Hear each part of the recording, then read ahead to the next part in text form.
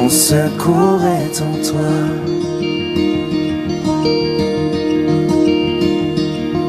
Je lève les yeux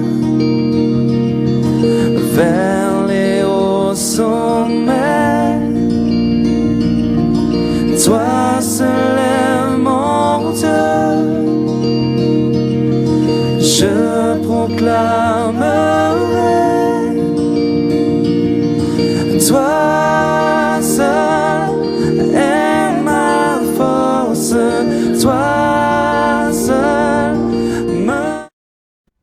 Que le Seigneur Dieu de paix, Créateur des cieux et de la terre, vous bénisse tous de partout où vous êtes en ce moment, que vous nous suivez sur Facebook, que vous nous suivez sur YouTube, que vous nous suivez à la télé.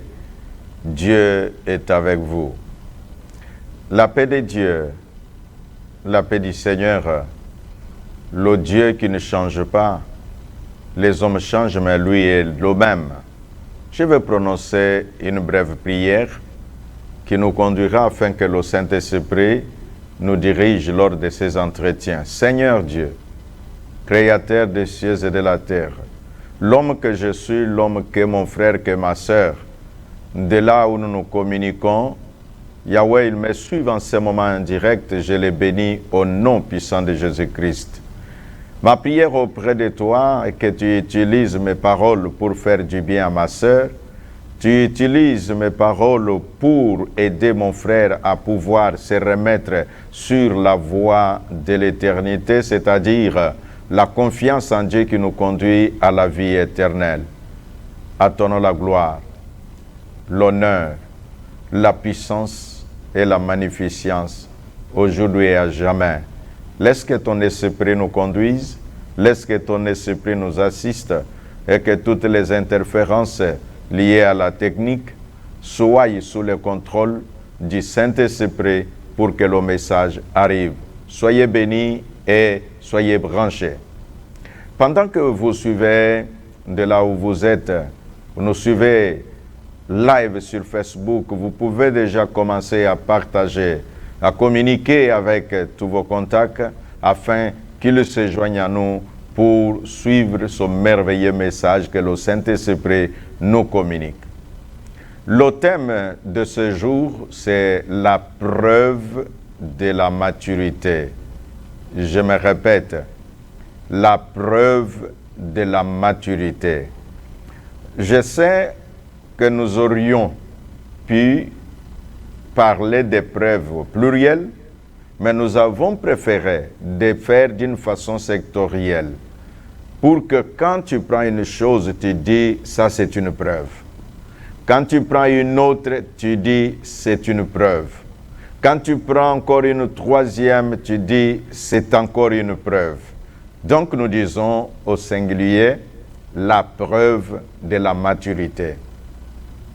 La Bible va nous aider parce que c'est notre livre de loi et de foi. Nous sommes dans l'épître de Paul aux Corinthiens. Nous prenons le chapitre, c'est 1 Corinthiens chapitre 13, verset 11. Il est écrit: « Lorsque j'étais enfant, je parlais comme un enfant, je pensais comme un enfant, je raisonnais comme un enfant. Lorsque je suis devenu homme, j'ai mis fin à ce qui était de l'enfant. » Dans cette parole de l'Écriture, l'apôtre Paul, en parlant, il a fait mention de 3 verbes principaux. Le premier, il dit « je parlais comme un enfant ». C'est pour permettre à toi et à moi d'examiner la façon dont nous parlons. Il est allé plus loin, que parfois quelqu'un peut dire « Ok, comme mes paroles reflètent les paroles d'un adulte, donc ça s'arrête là ». Non, il va plus loin. Plus loin, c'est là où moi je ne vois pas, là où l'Éternel Dieu seul voit. Il dit « Je pensais comme un enfant ». Les pensées, nous ne les voyons pas. Ce sont les paroles qui nous témoignent ce que sont les pensées d'un homme. Et toi, comment tu penses? Est-ce que tu penses comme un enfant nous allons voir dans la suite de l'examen de ce texte comment tu peux distinguer le raisonnement, les pensées et les paroles d'un enfant. Et un peu plus loin, il dit « J'ai raisonné comme un enfant ». Il y a une différence entre parole et pensée. Il y a une différence entre pensée et raisonnement. Le raisonnement, c'est l'ensemble des pensées qu'on a essayé d'analyser pour arriver à une certaine conclusion. Tandis que la pensée, elle, c'est juste une idée qui sort telle qu'elle est. Je donne un exemple.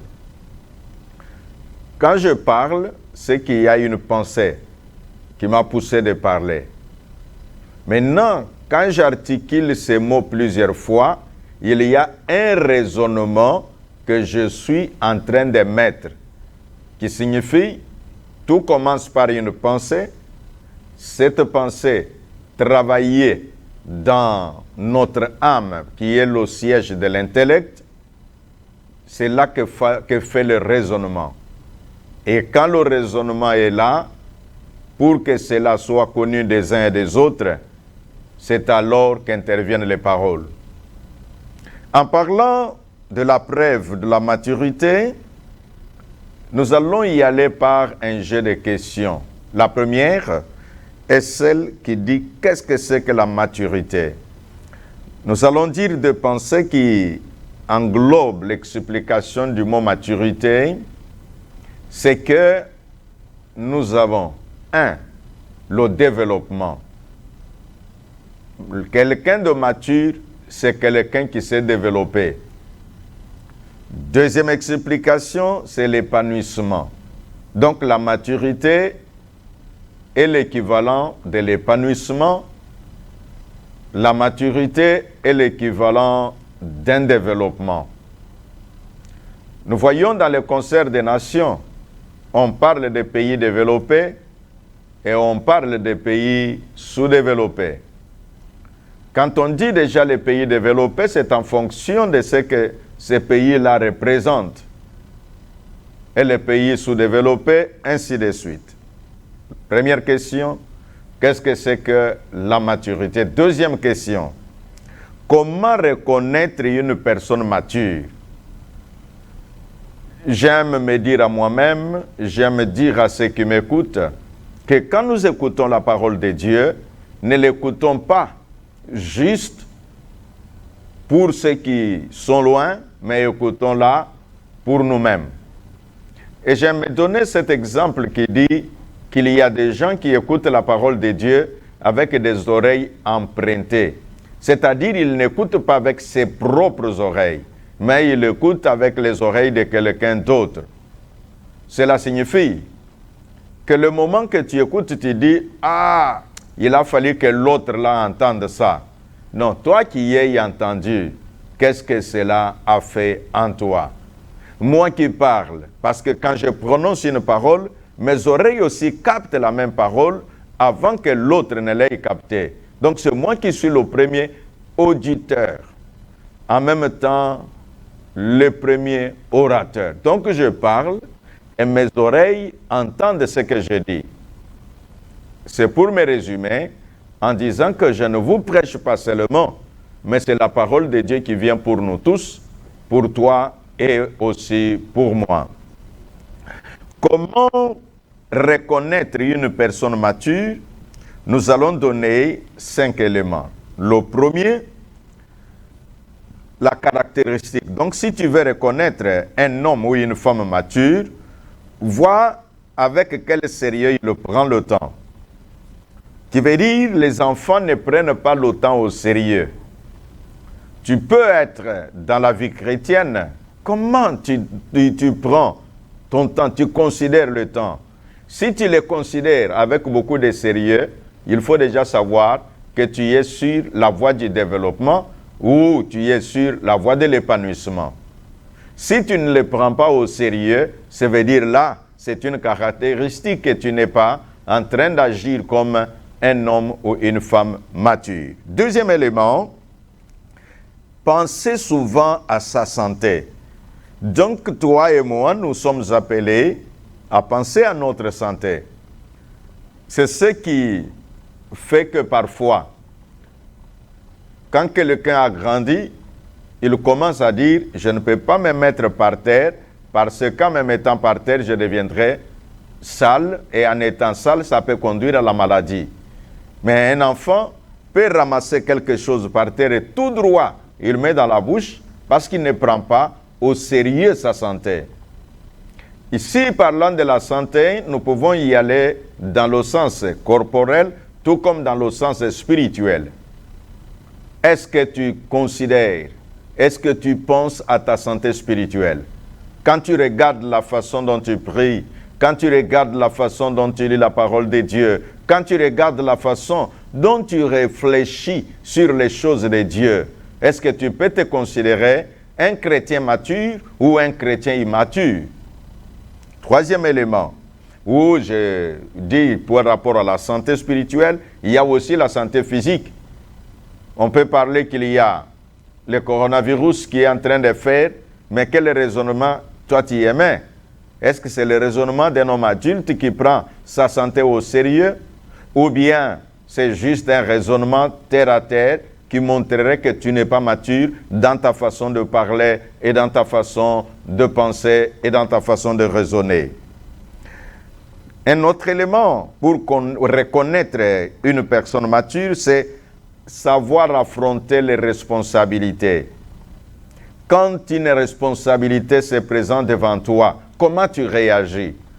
Est-ce que tu es prêt à dire « Ok, je vais m'assumer, je vais prendre cette responsabilité, je vais faire ce qui est nécessaire que je puisse faire ». Ou bien, quand tu as un problème, tu rejettes la faute sur les autres. Un enfant, quand il échoue, ce n'est pas lui. « Oh, c'est mon père qui ne m'a pas donné. Oh, c'est l'enseignant là qui était mauvais envers moi. » Mais quand un adulte échoue, la première des choses, c'est de dire « Je suis responsable de l'échec ». Même s'il connaît, il y a quelqu'un qui ne voulait pas que je puisse m'en sortir, mais il sera le premier à prendre la responsabilité en main. Comment reconnaître une personne mature? C'est savoir comment affronter les responsabilités. Quatrième élément, c'est dans la planification des choses. Savoir planifier les choses est une caractéristique de la maturité. Preuve de la maturité, telle est la matière que nous sommes en train de développer en ce moment. Si un frère ou une sœur ne sait jamais planifier, ne sait jamais programmer, il fait tout, il n'y a pas de priorité, il n'y a pas de choses secondaires. Tout ce qui passe devant lui, c'est prioritaire. Parfois même, il peut être en train d'aller à l'école, un ami lui dit « Viens m'accompagner ». Il laisse le problème d'aller à l'école et il va accompagner un ami, je ne sais pas dans quoi. C'est une preuve de manque de maturité. C'est ce chrétien-là, l'autant qu'il veut aller à l'église, parce qu'il n'y a pas une planification. Aussitôt que quelqu'un lui dise « Non, ne sors pas parce que je vais venir te visiter », et immédiatement, il laisse ce qu'il avait planifié parce qu'il y a quelqu'un qui viendra le rendre visite. C'est le manque de maturité. Cinquième élément, c'est sentir mal à l'aise de ne rien faire.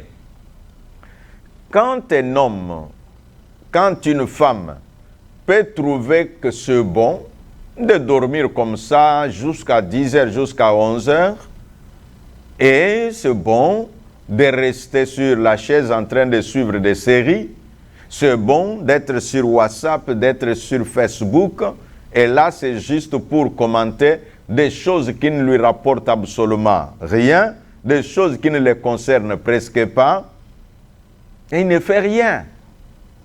Quelqu'un qui ne peut pas calculer que pendant la journée, qu'est-ce que j'ai fait réellement? Non, il peut être content parce qu'il a passé beaucoup de temps à visiter les photos des amis sur Facebook. Il a passé beaucoup de temps à lire toutes les nouvelles qui se déroulent dans le monde. Toutes les nouvelles des musiciens, les nouvelles des pasteurs, les nouvelles des politiciens. Et il se donne ça comme travail.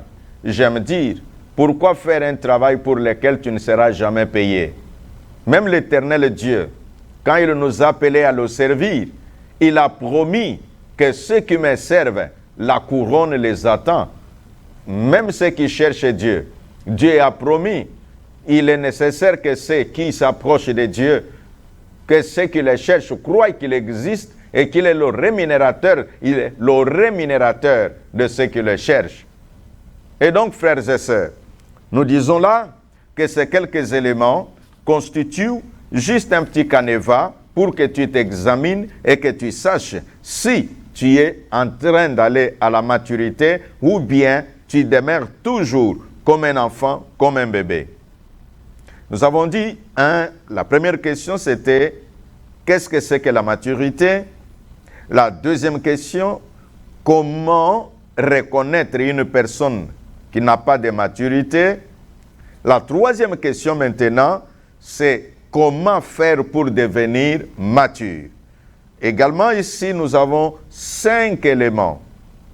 Les 5 éléments que nous allons mettre à votre disposition, c'est pour dire, quand tu as su que non, les 5 éléments de comment reconnaître la maturité en toi ou dans l'autre, t'ont donné un peu de lumière. Tu te diras, comment devenir alors? Comment faire pour devenir mature? Parce que c'est ce que Dieu veut. Les 5 éléments sont, le premier, apprendre que vous avez quelque chose à apprendre de chaque personne est un signe de maturité.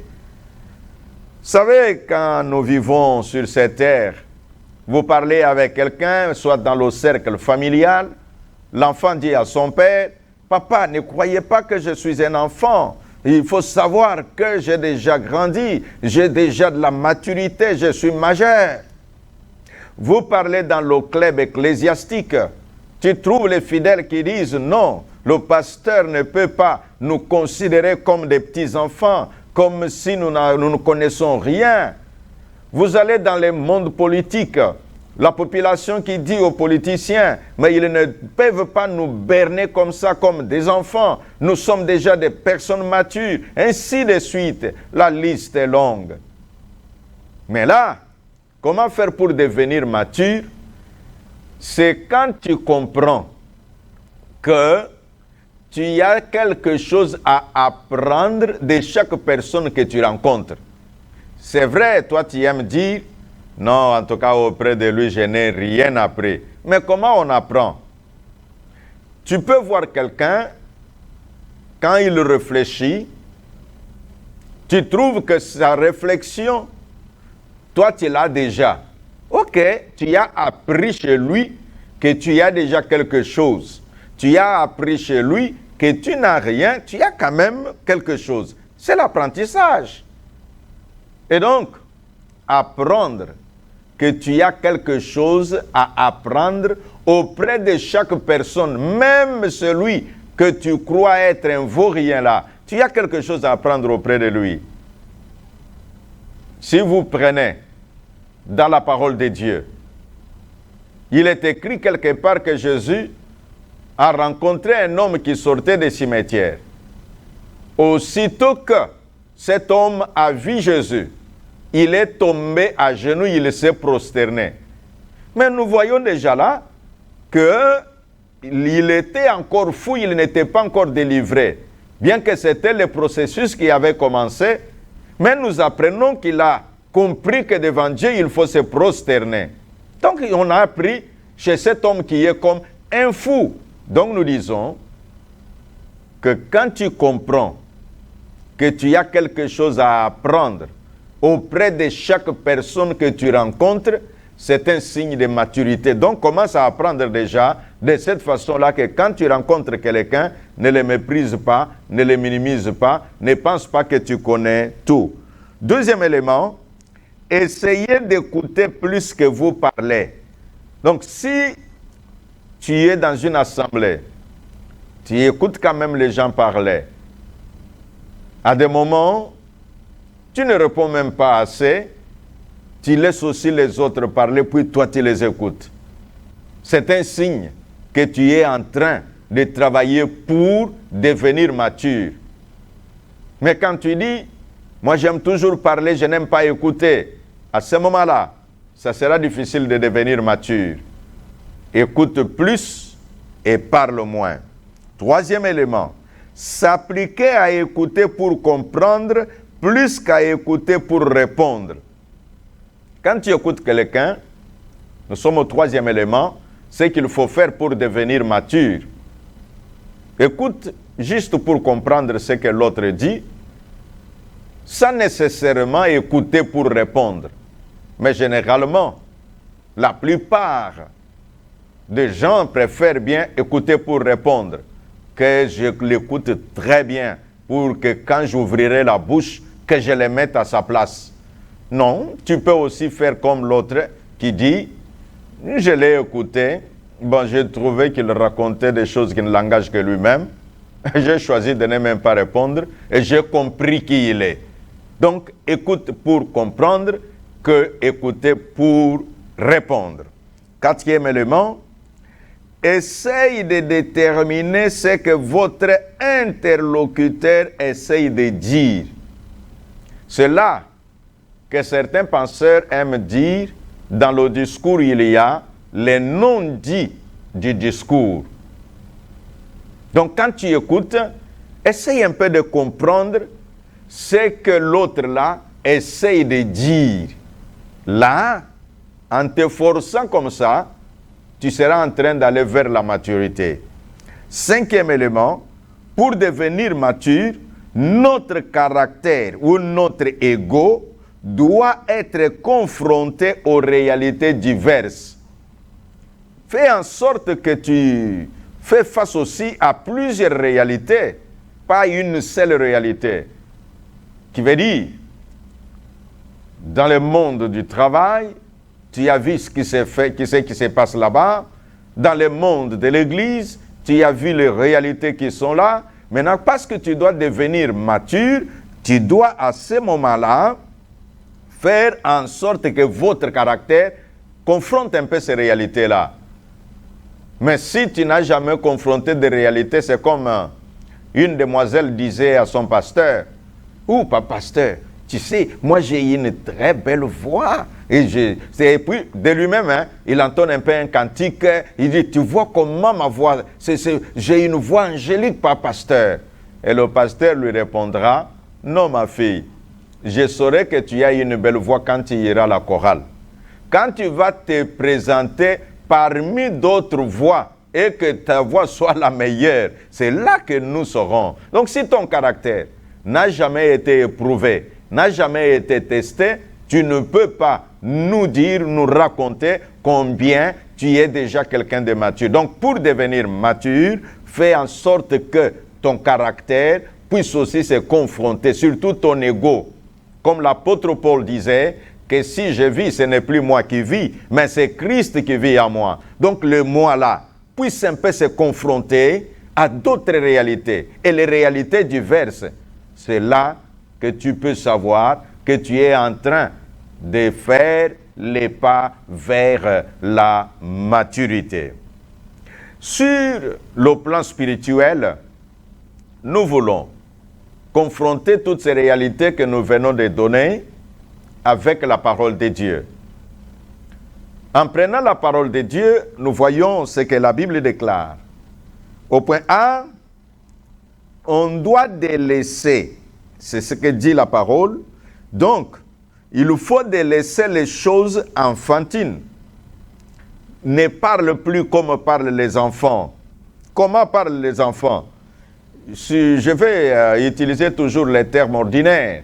Un enfant, il s'élève et il dit à son père, « Bon, papa, je reviens, je vais à la toilette. » Mais un adulte ne parlera pas comme ça. Un adulte dira, bon, j'arrive, vous me donnez une minute. Et directement, on sait que bon, quand il demande une minute, ça veut dire qu'il y a quelque chose. Et puis, il peut aller, et parfois, il peut dire, non, non, est-ce que vous pouvez me permettre, je vais un peu au petit coin. Donc, il utilisera des termes appropriés. Tandis qu'un enfant, lui, utilise des termes crus parce qu'il ne sait pas qu'est-ce qui dénote la pudeur, qu'est-ce qui dénote le sérieux, qu'est-ce qui dénote ce qui ne peut pas être dit sur la place publique. Donc, quand j'étais enfant, je parlais comme un enfant, mais maintenant que je suis devenu adulte, en d'autres termes, maintenant que j'ai atteint la maturité, je dois laisser les choses des enfants. En parlant de ce que la Bible nous enseigne, comment devenir mature, nous avons dit qu'il faut délaisser les choses de l'enfance. En devenant mature, on doit cultiver notre intelligence. C'est ce qui fait, même sur le plan intellectuel, vous voyez les enfants. Ceux qui sont à l'école primaire, parce qu'ils sont des enfants, leur intelligence n'est pas cultivée. C'est-à-dire, ils n'ont pas le temps de faire des recherches pour nourrir leur intelligence. Mais un homme mature, quand il arrive à l'université ou encore quand il fait ses études post-universitaires, vous le verrez qu'il devient l'ami de lecture. Quand il voit un livre passer devant lui, il cherche à savoir, est-ce que je peux jeter un coup d'œil? Or, en jetant un coup d'œil, il peut, en feuilletant déjà quelques 3 à 5 pages, il retire des choses merveilleuses qui sortent de là et qui nourrissent et qui cultivent et qui développent son intelligence. Le développement de l'intelligence, c'est quelque chose de très important. Je sais que les chrétiens nous aiment dire que je vis par la foi. Non, l'apôtre Paul a dit que si nous prions par l'esprit, nous prions aussi par l'intelligence. Travaille ton intelligence, pasteur. Travaille ton intelligence, fidèle, serviteur, quel que soit ton degré, que tu sois de la musique, que tu sois de l'intercession. Apprends à cultiver, apprends à développer son intelligence. On développe l'intelligence par l'acquisition des idées. On développe l'intelligence par l'accumulation d'informations. Quand vous recevez de nouvelles informations, ça élargit votre savoir et votre intelligence est en train de se développer à ce moment-là. C'est ce qui est dit dans le livre d'Un Corinthiens. Quand nous prenons le chapitre 14 au verset 20, il dit « Ne soyez pas des enfants au point de vue du jugement, mais pour le mal, soyez des enfants. Tandis que pour le jugement, soyez des hommes faits. » Le jugement. Quand tu apprends quelque chose, on te raconte des choses sur un homme, sur une église, sur une personne, sur un pasteur, je ne sais pas, sur un politicien. Tu as lu une information sur Facebook. Tu n'as même pas la possibilité de mettre un jugement. Rien du tout. Un enfant fera quoi? Il prend la chose telle qu'elle est. Mais un adulte émet un jugement. Que le discours de ce politicien-là, qu'est-ce qu'il voulait dire un peu? Bon, est-ce que c'est juste une façon d'haranguer les foules ou bien il a une communication et des choses qu'il programme de faire pour le peuple? Le pasteur, on a dit qu'il est magicien. Celui qui dit qu'il est magicien là, est-ce qu'il a des preuves qui montrent qu'il est magicien? Ou bien c'est seulement parce qu'il en veut, et peut-être parce qu'il est en train de réussir, comme dans le monde. Les gens, quand ils voient quelqu'un qui réussit, automatiquement on dit, il a touché à la magie. Et ça n'a pas commencé aujourd'hui, ça a commencé à l'époque de Jésus. Quand Jésus n'allait pas pour faire les miracles, personne ne le condamnait d'être un homme de Belzéboul. C'est quand il opère un miracle, on dit, ah non, ça ne peut être que Belzéboul. Il guérit un malade, on dit, non, ça ce sont les esprits qui sont en lui qui font cela. Mais celui qui a le jugement peut aussi se dire, est-ce que c'est la haine qui fait dire à cet homme que cet homme-là est magicien? On dit, oh, ce pasteur-là, il sort avec telle femme. Il faut poser la question, celui qui dit là, est-ce qu'il l'a vu ou bien c'est par jalousie? où ils ont un autre problème ailleurs, alors pour souiller le pasteur, il doit chercher à lui coller des étiquettes afin qu'il soit haï par les autres. Le jugement. Cultivons notre intelligence en émettant le jugement dans ce que nous recevons, dans ce que nous entendons. Nous disons que la Bible nous aide. De quelle manière on peut aller à la maturité? Parce que nous disons la preuve de la maturité. Nous avons dit, quand j'étais enfant, je parlais comme un enfant. Je pensais comme un enfant. Je raisonnais comme un enfant. Mais devenu adulte, j'ai délaissé le raisonnement des enfants. Que font les enfants? S'ils sont en train de jouer et que l'autre qui avait sa pièce et que sa pièce est perdue, on ne l'aide pas à chercher la pièce perdue. Ils se mettront seulement à se moquer de lui. Et voilà, il était devenu orgueilleux et maintenant, il s'est perdu et il a eu. Mais un homme adulte, quand il voit son voisin, son ami, qu'il a perdu quelque chose de bien qu'il avait, il peut venir vers lui. Où est-ce que tu étais? Réfléchis un peu. Voilà comment un adulte peut agir. Pour dire quoi? Tous ces gens qui se mettent à la télévision pour discréditer les autres, il faut seulement les comprendre qu'ils sont des enfants. Tandis qu'un adulte sait, à cause de son expérience, il peut dire, ah, ce qui est arrivé à l'autre peut m'arriver à moi-même. Et donc, je dois réfléchir plusieurs fois avant de me moquer de lui. La preuve de la maturité, c'est en recevant les vérités profondes de l'Évangile. Que disent les Écritures? D'abord, ce que nous avons dit au point C, s'efforcer d'imiter Christ. La Bible dit dans Ephésiens chapitre 4, verset 13, verset 15, jusqu'à ce que nous soyons parvenus à être un homme fait à la mesure de la stature parfaite de Christ. Est-il possible que tu te poses la question, ce que j'ai fait, la façon dont je pense, si Christ était là devant moi et que je dois lui dire que je fais ça par imitation de toi, Jésus, est-ce que Jésus serait fier de ça, de tes pensées, de ton raisonnement, de tes paroles? Ou bien Jésus disait, non, ce que tu as fait, tu ne m'as pas imité. Nous disons, un homme mature, c'est celui qui grandit en cherchant d'imiter Jésus, en cherchant de faire ce que Jésus a fait. Qu'est-ce que Jésus a fait? Il a pardonné les pécheurs. Il était à la croix, il était capable de dire, Père, pardonne-les, parce qu'ils ne savent pas ce qu'ils font.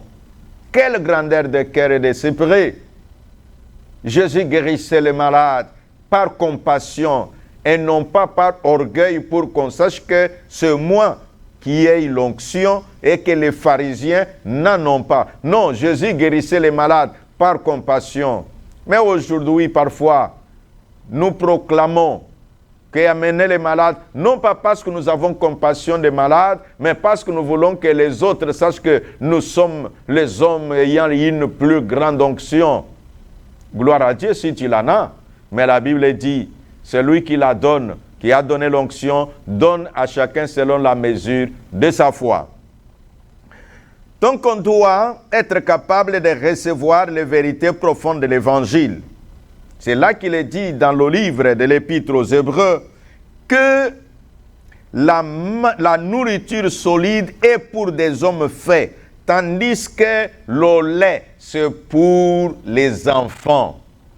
Le lait spirituel, c'est-à-dire dans la parole de Dieu, il y a des choses, quand vous les lisez, vous les regardez comme quand cet homme Pierre a écouté Jésus parler sur le pardon. Il a reconnu que ce n'était pas facile, jusqu'à ce qu'il a dit, « Ah, Seigneur, augmente-nous la foi. » Donc on doit, à un moment donné, accéder à des niveaux plus profonds des choses de Dieu. Frères et sœurs, de là où vous me suivez, Vous êtes sur Facebook, vous êtes sur WhatsApp, vous êtes sur YouTube. Vous me suivez en direct à la télévision. Que la grâce de Dieu, que l'onction du Saint-Esprit nous aide tous à aller vers la maturité, à avoir des preuves de maturité. Que nous ne puissions pas seulement dire « Non, non, je suis un chrétien mature, je suis un pasteur mature. » Non, que je suis un chrétien mature est une chose. Dire que je suis un pasteur mature est une bonne chose. Mais en avoir la preuve de maturité, c'est là ce qui est très important. Voilà pourquoi, quand nous clôturons, nous disons que parmi autant de preuves, nous avons dit qu'un chrétien mature ne cède pas facilement à la tentation. Si tel était le cas, reconnais seulement que voilà, ici j'ai failli à ma responsabilité comme chrétien. Donc, je ne mets pas la charge de ce que je suis tombé dans la tentation sur le dos de quelqu'un d'autre, mais je m'assume, je dis, j'ai failli. C'est aussi là la possibilité de l'homme qui peut se redresser. Mais quand quelqu'un trouve toujours des excuses, il est tombé dans la tentation, il dit ce n'est pas moi, c'est un autre, ce n'est pas à cause de moi, c'est à cause de lui, et ça sera difficile de se repentir. Or, c'est ça le jeu des enfants. Mais des hommes matures, ce sont des personnes qui prennent leur vie en main, leur vie au sérieux.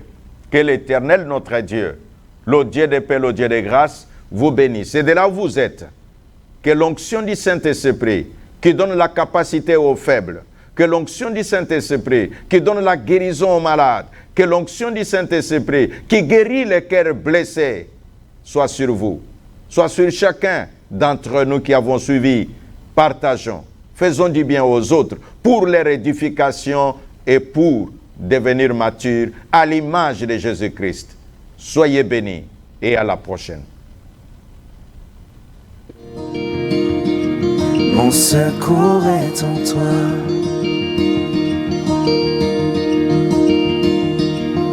Je lève les yeux vers les hauts sommets.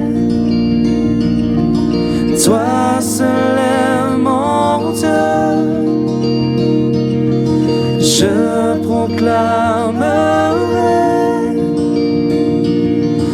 toi